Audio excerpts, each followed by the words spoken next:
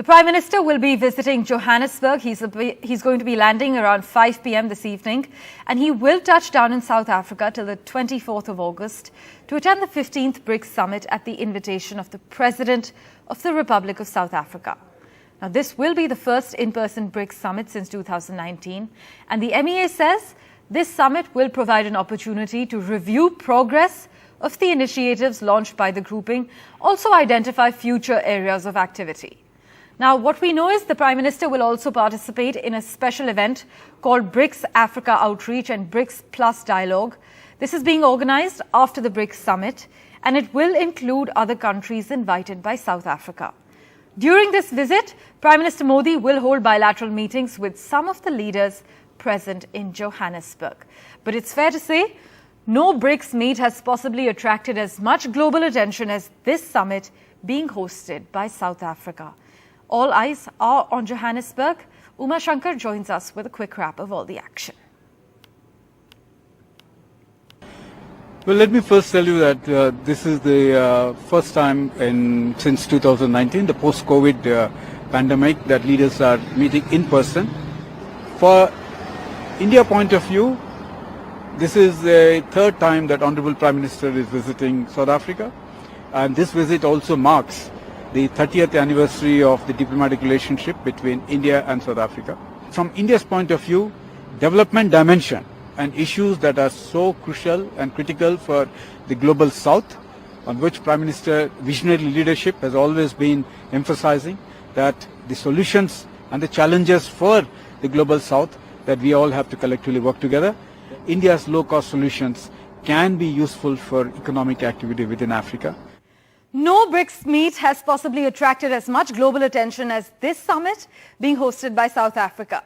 Now, all eyes this week are on Johannesburg as the BRICS summit begins, which includes 5 economies representing around 42% of the world's population, 30% of the world's territory, and around 18% of world trade. But what's dominating the agenda? It's the expansion of the grouping, also talks on how to boost local currency fundraising, talks on lending within the new development bank, or the BRICS Bank as it's referred to, and leaders are likely to discuss how they can improve economic ties. But before the Prime Minister departed for Johannesburg this morning, India asserted that we have an open mind on the issue of expansion of the BRICS bloc of emerging economies amidst reports of differences among the 5 member states. Chinese President Xi Jinping has touched down in Johannesburg, along with the Brazilian President Luiz Inácio Lula da Silva, who had recently expressed his support to bringing Argentina, Venezuela, Saudi Arabia and the United Arab Emirates into the fold. Now, while BRICS has not divulged a full list of expansion candidates, a number of governments have publicly stated their interest. Iran and Venezuela, punished and ostracized by sanctions, are seeking to reduce their isolation and hope the bloc can offer relief to their crippled economies. Gulf states, Saudi Arabia and the United Arab Emirates see BRICS as a vehicle for a more prominent role within global bodies as per analysts. African candidates, Nigeria and Ethiopia, are drawn by the bloc's commitment to reforms at the United Nations that would give the continent a more powerful voice. Others want changes at the World Trade Organization, International Monetary Fund and World Bank. Now, in terms of impact, probably the inclusion of Saudi Arabia might be transformative, given its particular importance as the world's largest oil exporter. But some experts believe that overall, just bringing in more countries to add strength might not be that effective, because the individual performance of these emerging economies is quite different. Meanwhile, you cannot ignore that after the start of the Ukraine war and the imposition of wide sanctions against Russia, none of the other 4 BRICS nations participated in the economic sanctions against Russia. However, the BRICS Bank did announce that it has put new transactions in Russia on hold. जी देखिए, अगर BRICS summit की बात करें जिसमें प्रधानमंत्री मोदी हिस्सा लेने जा रहे हैं, तो कई मायनों में ये भारत के लिए काफ़ी अहमियत रखता है। ये तो अभी एक 5 देशों का संगठन है और जैसा कि आपने बताया कि 40 से ज़्यादा जो कंट्री हैं इसमें शामिल होना चाहते हैं। 23 ने तो आवेदन भी दे दिया है। तो एक तो इस मल्टीलैटरल फोरम पे भारत जो है वो अपनी बात कहेगा, और ख़ासतौर पे इसका जो बनाया गया है वो आपसी आर्थिक सहयोग के लिहाज से बनाया गया है। और ऐसे में जो अलग अलग देश हैं, चाहे वो ब्राज़ील हो, साउथ अफ्रीका हो, चाहे वो रूस हो और चीन हो, उनके साथ किस तरह से संबंध जो है आर्थिक संबंध बढ़ाए जाएं, तो इस फ्रेमवर्क में उसको लेकर काफ़ी जो बातचीत है वो आगे बढ़ेगी। दूसरी अहम बात है कि क्योंकि ये साउथ अफ्रीका में हो रहा है और साउथ अफ्रीका ने मेजबान देश के तौर पे तकरीबन 60 से ज़्यादा जो देश हैं उनको इनवाइट किया है जो कि मेंबर नहीं है ब्रिक्स के अभी, उसमें बहुत देशों की जो तादाद है साउथ अफ्रीका ने जो बुलाया है जिन देशों को, उसमें बहुत बड़ी तादाद अफ्रीकी देशों की भी है। और अफ्रीका आउटरीच के लिहाज से भारत के लिए ये दौरा काफ़ी अहम है।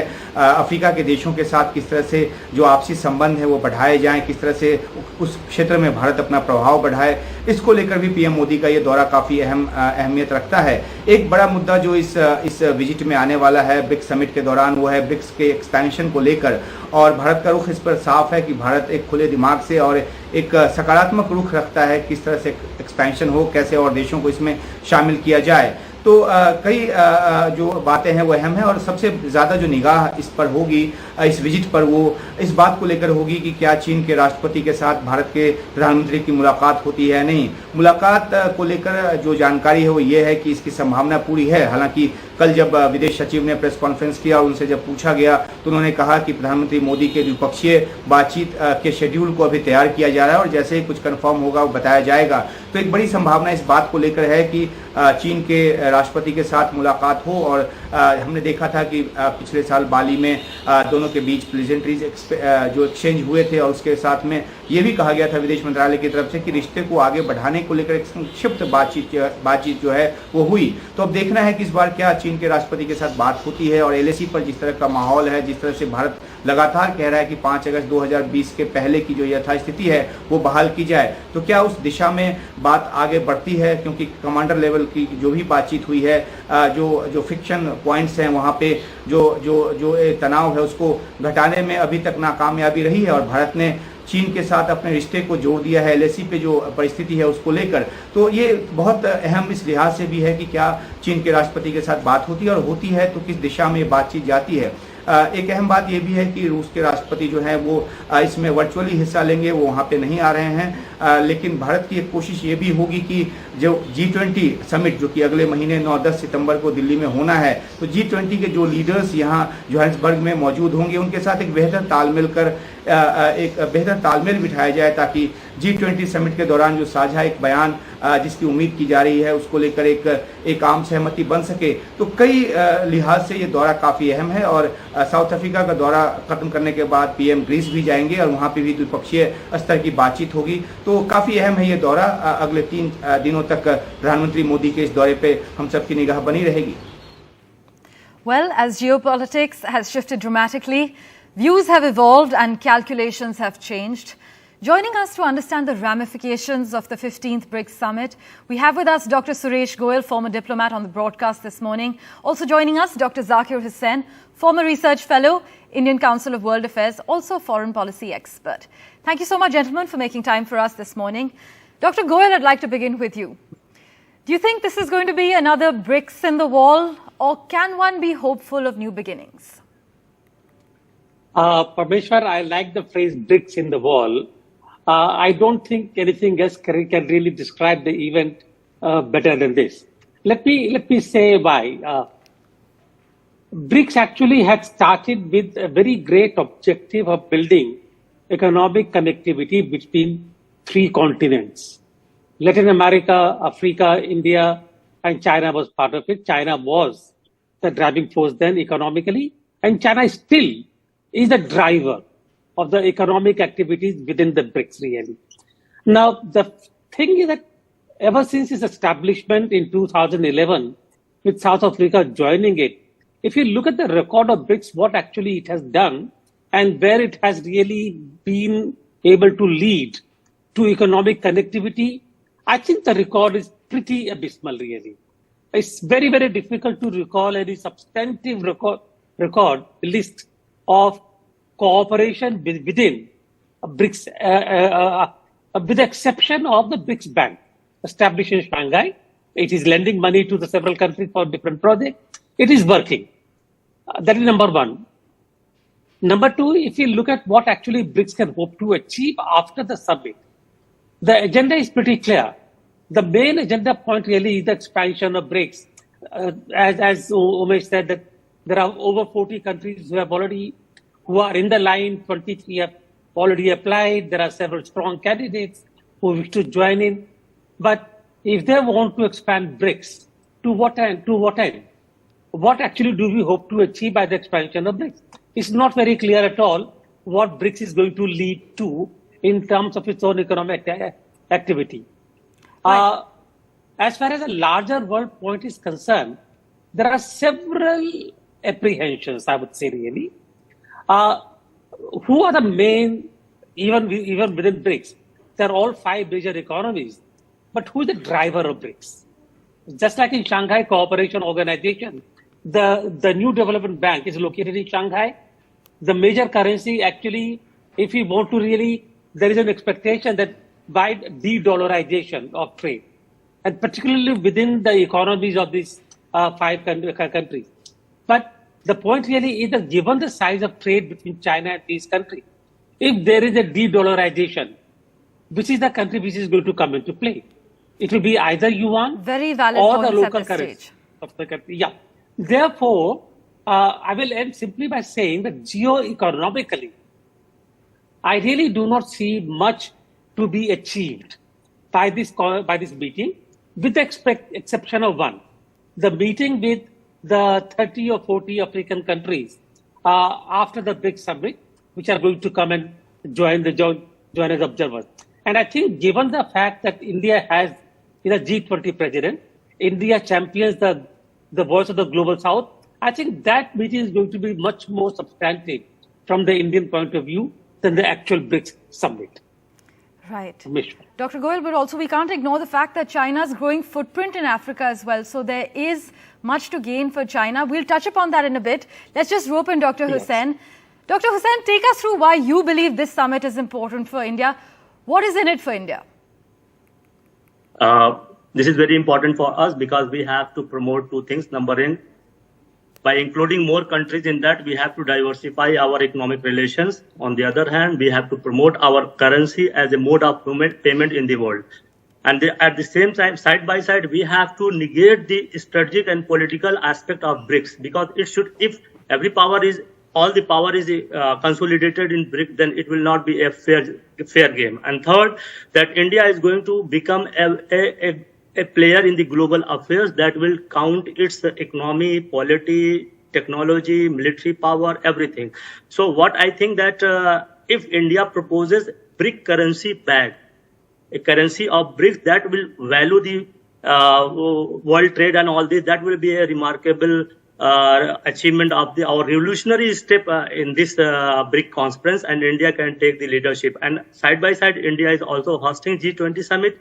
So combining both the things, that it is going to place India at global level as a country which is not supporting any secessionism but promoting economic cause of the world. And in this time when world is fraught with recession and conflicts, India's policy of alliance with everyone is going to set a new world order in this manner. I think that India is a very valuable partner in this, and so if I am not using a wrong language, then India may be a counterbalancing force in BRICS to control China. Our relation with Russia is also very good. So I think that the role of India is more responsible than other countries which are thinking in terms of promoting their platform. India has very good relation with Saudi Arabia, with UAE, with Argentina, with African countries, with all other countries which are interested to join BRICS. So it will be a very balancing role in BRICS, which India is going to play. And our Prime Minister, I think that he has already established his charisma in the world to play. Well, let's see how the next 48 hours play out in Johannesburg. Yeah. Dr. Goel, you briefly touched upon the fact that BRICS expansion is on the agenda. Many say it's going to dominate the agenda in Johannesburg. But as BRICS seeks to become a counterweight to the West and amid China's tensions with the United States and the fallout of Russia's invasion of Ukraine, you think growing its membership could lend the bloc and its global reform message more clout? Because there also seems to be this fear that China will use an expanded BRICS to further its global agenda. You know, when we talk about plurilateral diplomacy, there is a lot of confusion about what that plurilateralism is going to achieve. if we have 20 such groups with overlapping memberships, and with the overlapping membership, each country having different links with different countries in different fora, how are they going to play out? For me, that only means more confusion without any country being able to decide how they are going to deal with each country. That is just a minor point really in terms of diplomatic transactions, so to say, or diplomatic dealings. But the point really here is that if we talk about BRICS, even if we expand the membership to include, let us say, Saudi Arabia or Iran, politically that is important, I agree. But economically, how is that going to affect BRICS? I mean, and then the phrase being used as a counterweight to West. Does it really work? I mean, even though as a result of Ukraine war, there were sanctions against Russia, and there was actually a minimum price that had to be fixed, capping of the oil price. Did it actually work? You know, these days, with the globe being what it is, countries will find out a way to deal with the kind of limitations or the kind of opportunities which come their way. Therefore, we have to think of economy in terms of not as a counterweight, but as a way in which two different blocks can deal with each other, can trade with each other. Now, Saudi Arabia as a member is important, but Saudi Arabia as a seller of oil, exporter of oil, exports already to all the different countries. Will it change the price? Will it change the global economy? I doubt it very much, really. Therefore, before we talk about expansion of BRICS as a very important transformational point, I need to understand how BRICS is going to work, what the economic agenda of BRICS is going to be. That is not clear as yet. And therefore, when we say we need to decide on how BRICS is going to function, what BRICS economic agenda is going to be, particularly because I'm very reminiscent of one thing.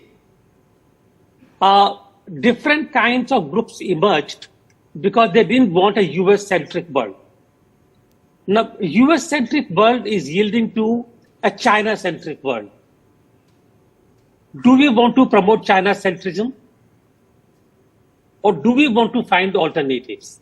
And my sense is that we need to look at alternatives in which India is not just a balancer, but a playing field in which India plays a role as a major economy, Indeed. as a major power, not a global power, but as a power which is working in the interest of global economy.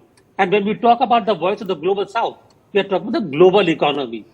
And therefore, I think, I don't want to go to the cliches, but the fact is, all that has not yet been discussed.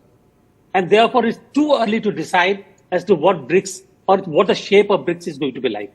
Well, let's hope that this 15th BRICS summit gives us some clarity by the 24th of August. Dr. Hussain, Russia's war on Ukraine and China's aggressive military moves are likely to hang heavy over the summit. We can't ignore this, as Dr. Goel and I have just discussed as well. Russia and China, meanwhile, are locked in a no-limits partnership.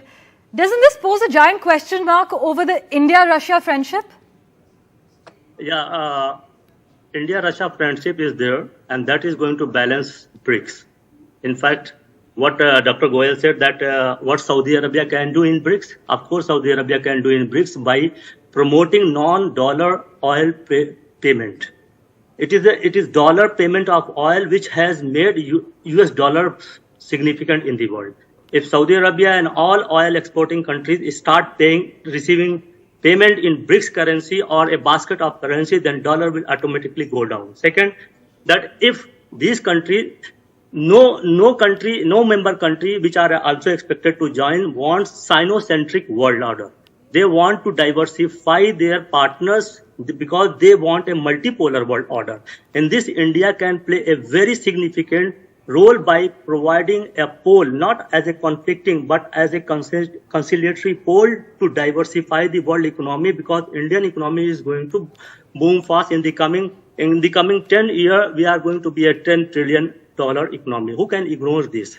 And while if we look China, it is going down. It is suffering from recession, though it is not going to collapse very soon. But there's a tapering in its economic growth. Now coming to India, China and Russia. So India has maintained a very fine balance between Russia and China and US. So, Right. so I think that role of India is very important, in thus nobody can ignore. Of course. Dr. Goel, some experts, meanwhile, believe that the idea that once united BRICS countries changing the existing Western-led order into a more equitable system no longer exists except in the broadest sense. What are your thoughts? My thoughts have not changed a bit really, because I find this multiplication of the various organizations only creates confusion and more confusion, rather than a focus on how to deal with the current challenges. And there are many challenges in the world. Economically, we are emerging from COVID-led recession. We are emerging from economic challenges in Europe. The supply chains have been broken. The resilience of the global supply chains is in question. So there are many challenges on which we need to work. My sense would be, whichever forum, I'm not going to talk about BRICS or G20, etc., etc.